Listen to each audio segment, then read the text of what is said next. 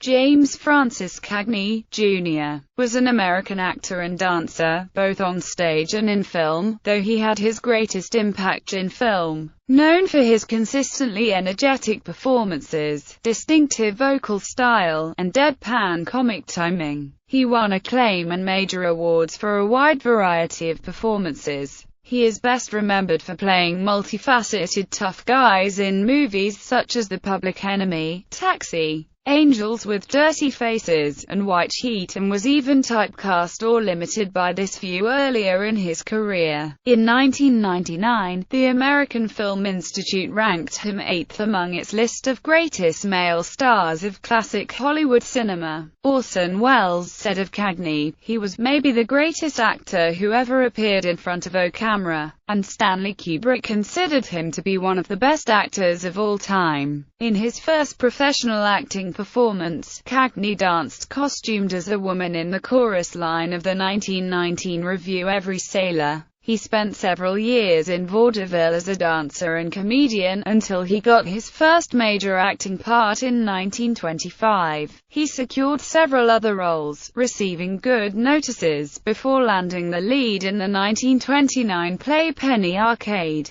After rave reviews, Warner Brothers signed him for an initial $500 a week, 3-week contract to reprise his role. This was quickly extended to a 7-year contract. Cagney's seventh film, The Public Enemy, became one of the most influential gangster movies of the period, notable for a famous scene in which Cagney pushes a grapefruit against his co-star's face. The film thrust him into the spotlight.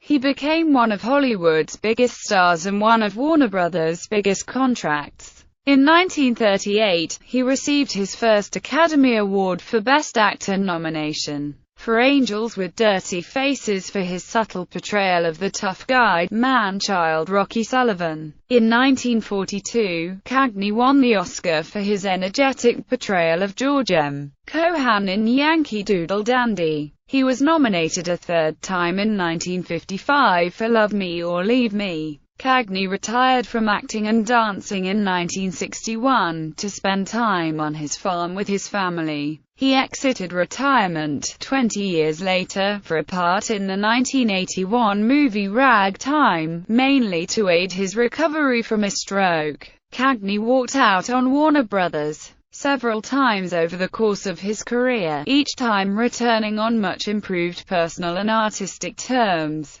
In 1935, he sued Warner's for breach of contract and won. This was one of the first times an actor prevailed over a studio on a contract issue. He worked for an independent film company for a year while the suit was being settled, and established his own production company, Cagney Productions, in 1942, before returning to Warner's 4 years later. In reference to Cagney's refusal to be pushed around, Jack L. Warner called him the professional gangster. Cagney also made numerous morale-boosting troupe tours before and during World War II, and was president of the Screen Actors Guild for 2 years. Early life. Cagney was born on the Lower East Side of Manhattan in New York City. His biographers disagree as to the actual location, either on the corner of Avenue D and 8th Street or in a top-floor apartment at 391 East 8th.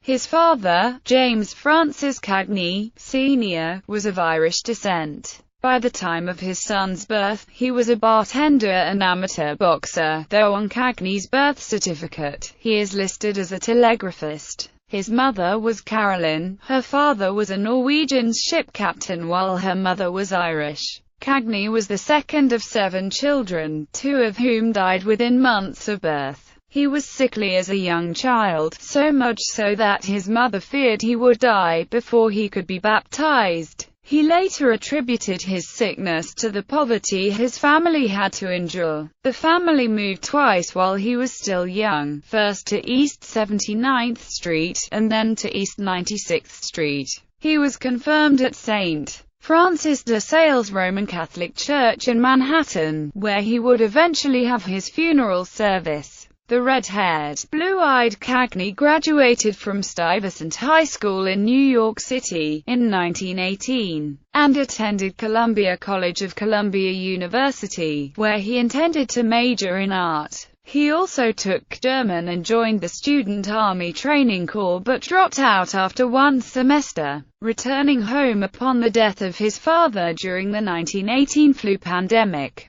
Cagney held a variety of jobs early in his life, giving all his earnings to his family. Junior architect, copy boy for the New York Sun, book custodian at the New York Public Library, bellhop, draftsman, and night doorman. While Cagney was working for the New York Public Library, he met Florence James, who helped him into an acting career. Cagney believed in hard work, later stating, "It was good for me. I feel sorry for the kid who has too cushy a time of it." Suddenly he has to come face to face with the realities of life without any mama or papa to do his thinking for him. He started tap dancing as a boy, and was nicknamed Cellar Door Cagney, after his habit of dancing on slanted cellar doors. He was a good street fighter, defending his older brother Harry, a medical student, when necessary. He engaged in amateur boxing, and was a runner-up for the New York State lightweight title. His coaches encouraged him to turn professional, but his mother would not allow it. He also played semi-professional baseball for a local team, and entertained dreams of playing in the major leagues. His introduction to films was unusual. When visiting an aunt who lived in Brooklyn opposite Vitagraph Studios, Cagney would climb over the fence to watch the filming of John Bunny movies. He became involved in amateur dramatics, starting as a scenery boy for a Chinese pantomime at Lenox Hill Neighborhood House, one of the first settlement houses in the nation, where his brother Harry performed and his soon-to-be friend, Florence James, directed.